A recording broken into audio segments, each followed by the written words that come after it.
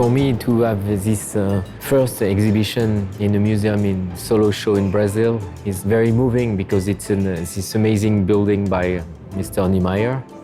And for different reasons. First of all, because I love his architecture. And when I was a young artist and at school, I was studying his, all his monuments. But also because I had the chance 25 years ago when I had a show at Banco do Brasil. It was a group show in Rio. I had the chance to meet him. And he invited me to his apartment, was also his studio where he was drawing. And we were,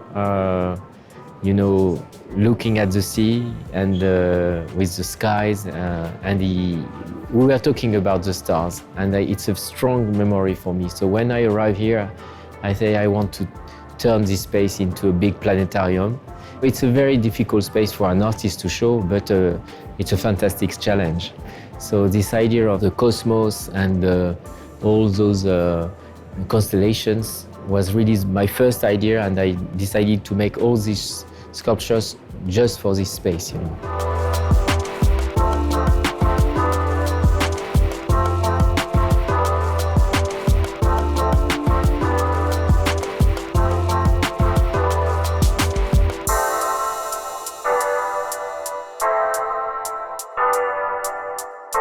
É uma exposição que está diálogo mesmo com o espaço mesmo do mundo e com o espírito do Oscar Niemeyer.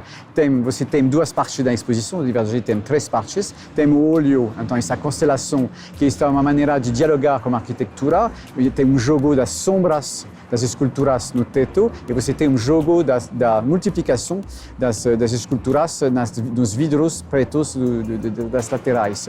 Então você tem uma amplificação, uma obra imersiva e que é muito importante para ele porque ele está convidando, todos nós somos sempre com a cabeça baixa olhando o celular, e lá está convidando para respirar e levantar a cabeça nesse diálogo inteligente com esse volume gigante e muito especial para um artista. É muito difícil esse olho, porque você tem pé direito enorme, você tem teto redondo e você tem esses dois paredes de vidros. Então é espaço onde, para estar como sucesso, você tem que inventar uma obra para namorar com o espaço, e acho que o Jean-Michel Othoniel está fazendo isso muito bem. Mas aqui embaixo, nos espelhos de água, você tem essas flores que são uma homenagem para a paixão do Oscar Niemeyer pela botânica.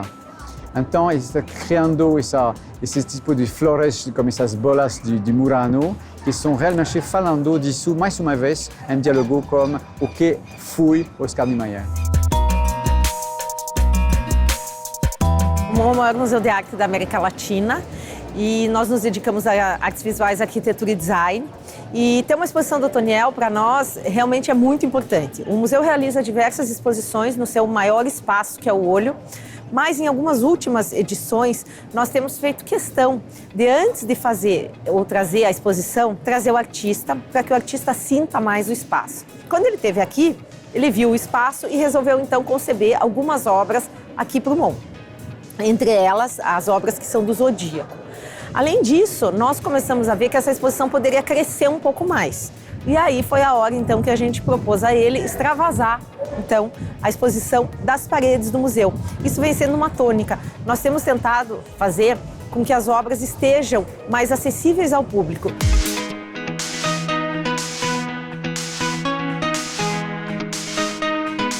So the one in the center is a little bit like the Milky Way of this installation. This idea of dynamic you have also in the space, and it catch you also with this idea of falling. But it's also the idea to bring back water at this level, because you have real water on the feet of the building, and to bring water up was also a way to make connection between the two parts of this exhibition. This is the first time I'm doing a piece like this with such a subtle movement, and it was really inspired the shape of the eye to build sort of another eye, more cosmic in the center. But the color in this specific case are very strong color because they come from India, and it's all natural pigment. So every brick is slightly different. So it makes this vibration. If I did this project in Switzerland, for example, where I did all the zodiac sign, it will be too perfect. But the fact in India they are blowing the glass like 2,000 years ago, it brings sort of sensuality we don't have now because it's with other glass blowers because it's too perfect. And I love this idea of something with not perfect can be a source of interest and fascination.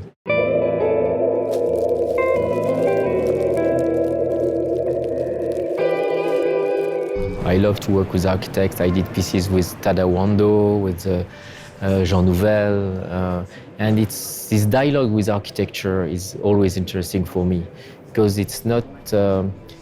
You have this idea of scale, it's very important, but I think in the case of Niemeyer, you have also this idea of movement, because when you take the ramp to enter the eye, you have sort of different point of view of the architecture.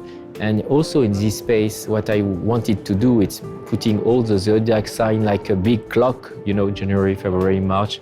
So you turn around and it gives a movement to this space, what can be very static when you enter. I love all of them, in fact. For me, it's really sort of portraits of people I know who wear this type of signs, It's like each time I saw something, I saw friends, or family. It's a way also to put something very emotional and personal behind those abstract sculpture, because at the end it's just abstract sculpture.